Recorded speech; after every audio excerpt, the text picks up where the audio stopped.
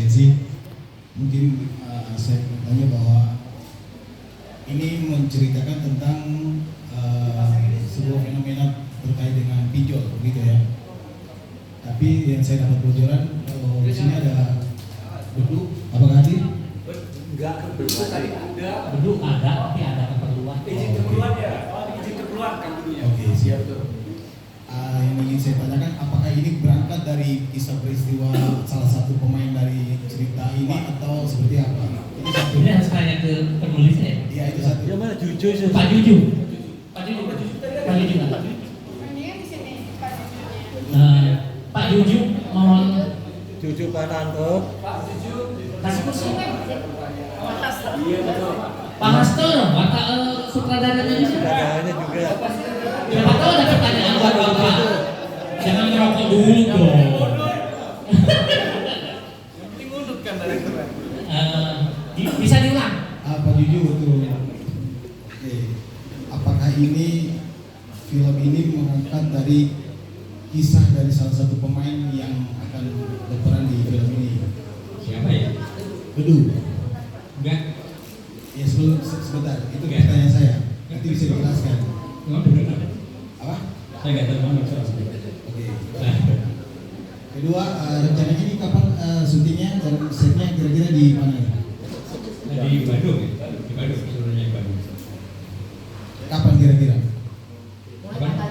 7 Januari. Insya Allah.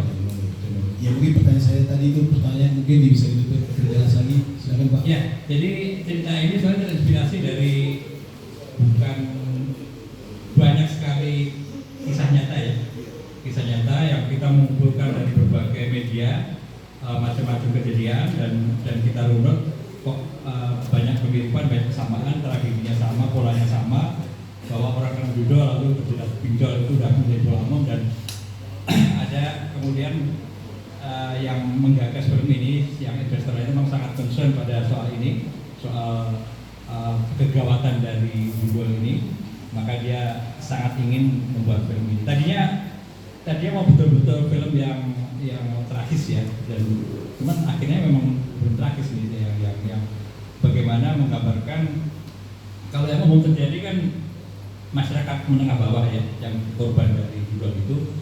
Kali ini kita justru mengangkat tokohnya itu kelas menengah gitu, menengah yang mapan hidupnya, yang cuman kalau dia tidak hati-hati dalam mengelola keuangan pun bisa terjerat, bisa jatuh kemudian terjerat dalam kasus yang sama. Itu jadi kalau kita mengungkapkan kelas bawah udah umum terjadi. Jadi kita mencoba menggambarkan bahwa semua orang berisiko terkena penyakit ini dan itu sangat berbahaya.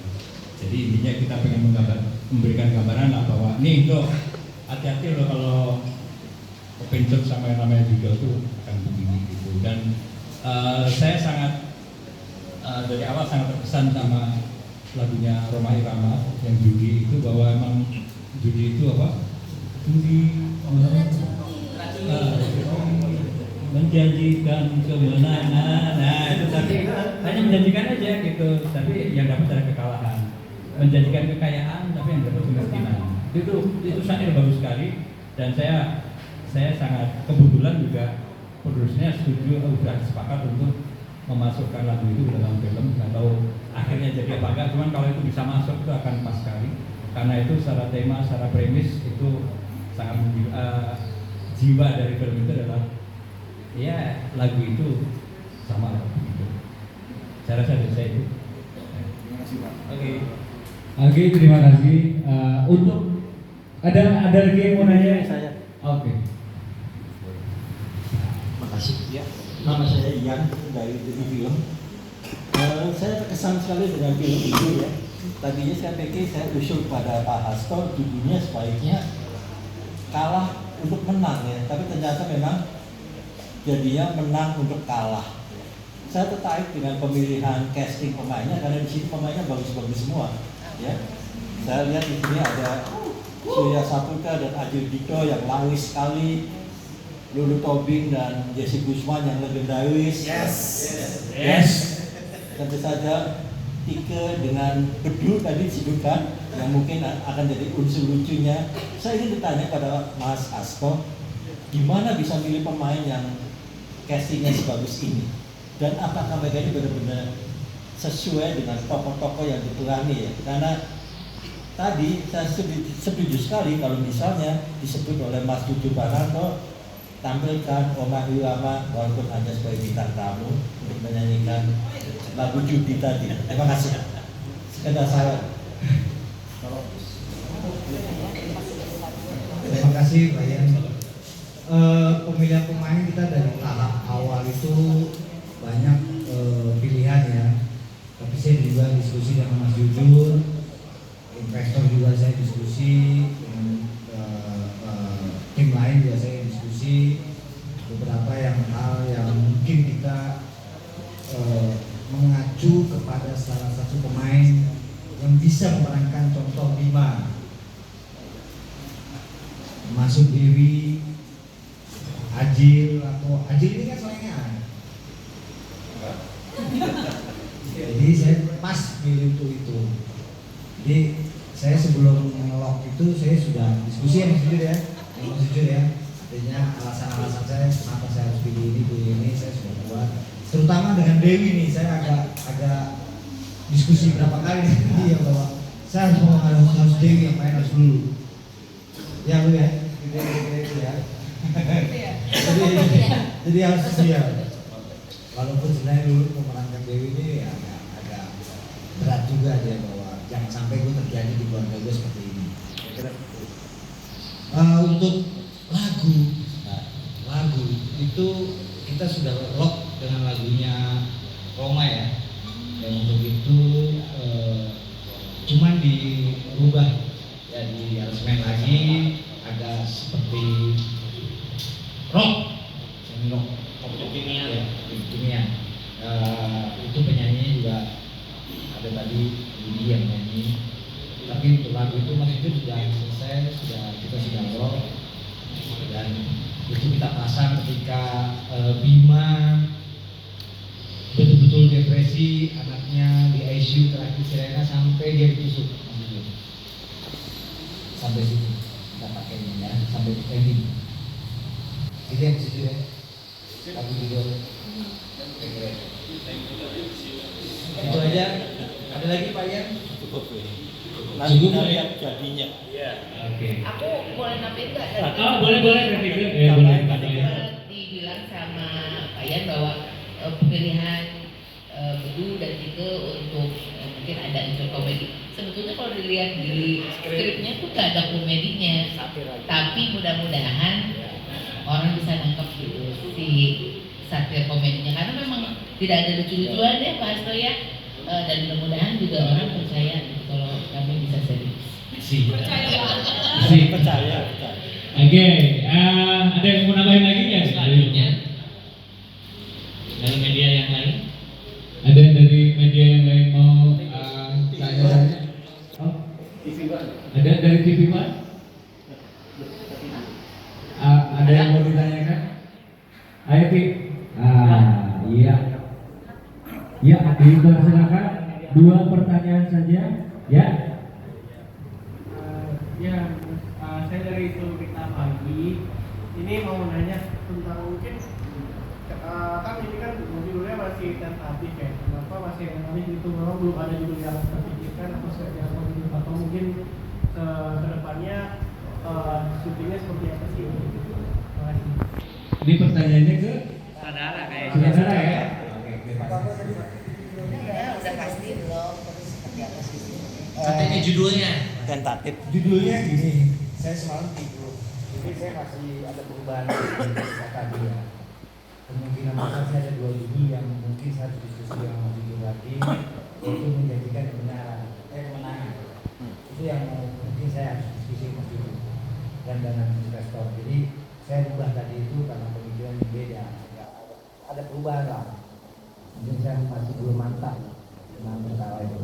Artinya tetap Bismillah, kita menggunakan dulu judul menang untuk kalah karena sesuai skrip ya. Kayak sesuai skrip ya. Jadi menang pertama dia judul pertama kali terjadi Bima itu judul itu menang, terakhirnya kalah ketika akan meninggal dan dia meninggal gitu. Terus untuk lokasi syuting di Bandung full 100%, di mana lokasi di kota sama di Lembang. Kira-kira itu. Ada lagi? Ada lagi? Ada yang mau nanya lagi? Oke, untuk selanjutnya dari media yang lain. Oh ya, silakan nama dan dari media mana? Salam kenal semuanya, saya Disha dari kompas.com. Kompas.com. Iya, kompas.com, betul. Jadi ya. Mungkin mau tanya ke para cast gitu ya. Ini kan filmnya menyoroti isu sosial banget gitu. Kalau boleh tahu mungkin kalian berperan sebagai apa di sini, tokohnya gimana dan apa sih pertimbangan kalian untuk untuk film ini, ngambil film ini, gitu. Dari Baluru dulu ya. Halo Mbak, saya Nur Robin, saya memerankan Dewi, istrinya Surya yang di sini berperan sebagai Bima. Karakter saya di sini, dia normal para istri ya, yang punya impian, punya tuntutan, gitu. Juga ingin memberikan kenyamanan buat anak-anak, gitu. Nah, efek dari segala tuntutan dan impian itu yang menjadi konflik di acara di film kita nanti.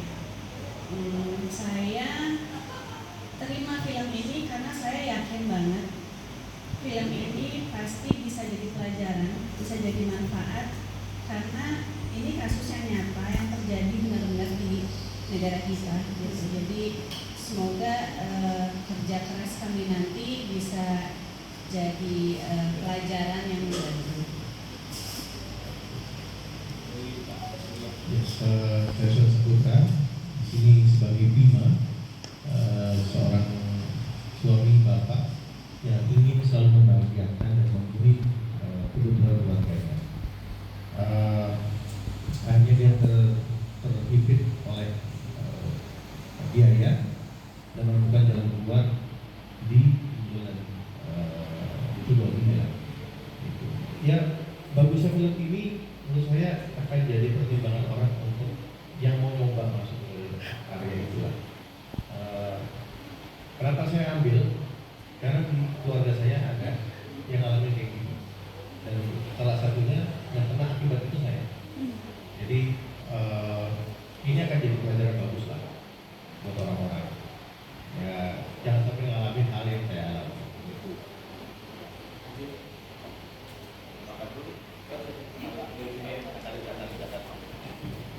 Halo semuanya, perkenalkan aku Putri Ziani, berperan sebagai Rena.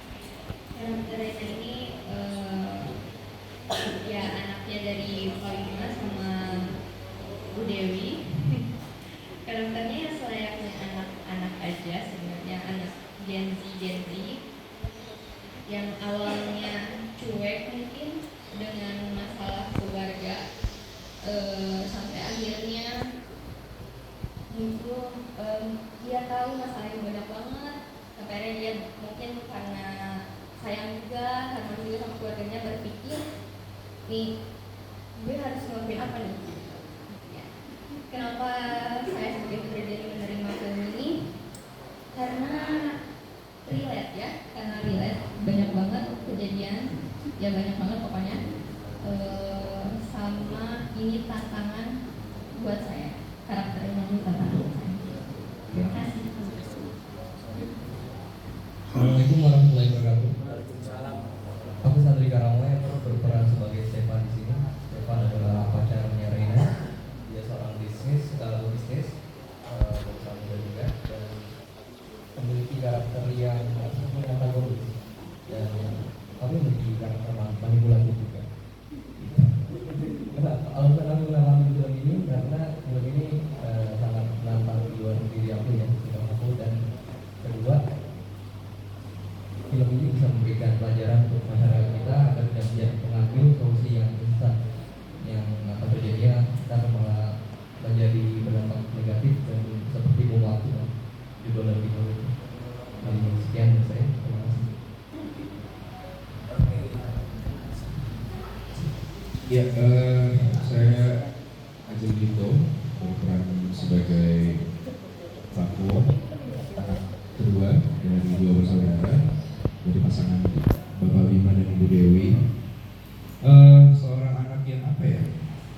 dibilang ya petakilan iseng terus bandel tapi baik, bukan tipikal bandel yang bikin orang marah, tipikal bandel yang lovable, such a lovable person kalau Rako ini. Tapi ya lovable gimana, bukan yang artinya dia nempel sama bukan manja-manjaan juga, tapi ya rebelnya anak-anak laki pada umumnya aja lah, anak umur 18 sampai 22 tahun seperti apa kira-kira gitu kan. Tahu melihat ayahnya, tahu kondisi ayahnya yang memang sedang kesulitan, tahu ayahnya juga yang sedang masuk ke dalam lingkaran setan, tapi somehow menjadi apa ya? Melihat bapaknya tuh gak kaget karena mungkin kenakalan-kenakalan yang udah dibuat sama Rako ini mungkin salah satunya dari mencoba hal-hal yang belum pernah bapaknya cobain sebelumnya. Jadi kira-kira segitu aja untuk detailnya, nanti nonton aja segera di bioskop, jangan lupa nonton. Tim promo mana? Enggak ada ya? Syutingnya belum? Doain aja nanti kayak gimana ya. Saya Tike Kusuma. Di film ini terima kasih buat Pak Hasto sebagai sutradara dan juga produser, karena kayaknya ini adalah profesi tertinggi saya selama di film. Biasanya kalau jadi pembantu, jadi tukang warung, kali ini jadi ibu direktur perannya. Jadi biasa ibu direktur ini dia punya rasa pertemanan yang tinggi, karena kebetulan saya bosnya Bima di sini. Tapi walaupun teman-teman profesionalisme juga dia tetap dijunjung tinggi sama dia, karena dia sebagai direktur tuh main aman aja ya. Iya, jadi pertemanannya oke, profesionalismenya oke. Kenapa saya terima peran ini di film ini? Karena tadi yang dibilang sama Pak Jujur juga bahwa yang namanya Budol, yang sama yang Budol itu memang nggak menengah ke bawah aja sekarang ini. Banyak saya dapat cerita bahwa kelas menengah, bahkan kelas atas pun banyak juga yang terjerat judul dan pinjol ini. Jadi kayaknya memang film ini enggak dikhususkan untuk masyarakat menengah ke bawah aja, tapi semua kalangan juga bisa terkena permasalahan ini. Jadi ini salah satu hal yang menarik. Jadi saya senang sekali bisa ikut di proyek ini. Terima kasih. Jadi saya Isi Gusman. Kenapa saya tertarik di film ini? Oh ya, peran saya dulu ya, sebagai Eyang Lastri, yang ibu daripada Mbak Lulu Tobing atau Mbak Dewi. Kita memanggilnya nama peran aja ya. Dan di sini saya juga punya mantu yang baik hati, dan ada 2 cucu, Rena dan Rako. Ini yang saya sayangi. Jadi perannya sebagaimana yang penuh kasih sayang, tapi juga terlibat dalam hal terjadi kepada. Dan intinya adalah bahwa kadang-kadang values yang kita anggap baik gitu ya, yang kita bawa belum tentu sesuatu yang bisa diterapkan dan bisa memperbaiki anak-anak kita. Jadi zaman ini sudah berubah. Dan kenapa saya tertarik di film ini? Karena itu mengandung nilai pendidikan. Rasanya buat apa kita bikin film kalau nggak ada nilai plusnya ya? Dan mudah-mudahan film ini bisa benar-benar dipahami oleh masyarakat segala kalangan dan ini bermanfaat. Jadi Mbak siapa Tika bisik-bisik saya sih. Jadi saya mau nanya yang terakhir nih. Pertanyaan adalah, Mas Hasto dapat nomor telepon saya dari mana ya? Kok bisa tiba-tiba kasih telepon? Saya takut juga nih nomor nggak dikenalin, jangan-jangan pinjol. Oke, masih ada kan yang akan bertanya dari Lydia? Cukup ya? Oke, kalau gitu terima kasih buat acara press conference ini telah selesai. Semoga nanti pelaksanaan syuting di Bandung berjalan dengan lancar juga, dan filmnya bisa melebihi yang kemarin tuh. Amin. Ada lain, lebih agak lain. Ya, ada lain kalau bisa. Alhamdulillah, Bismillah. Ya, kan ya? Ya, bisa. Pokoknya bisa, weh. Ya, kalau gitu kita tutup. Terima kasih buat semuanya udah hadir di sini. Rekan-rekan media.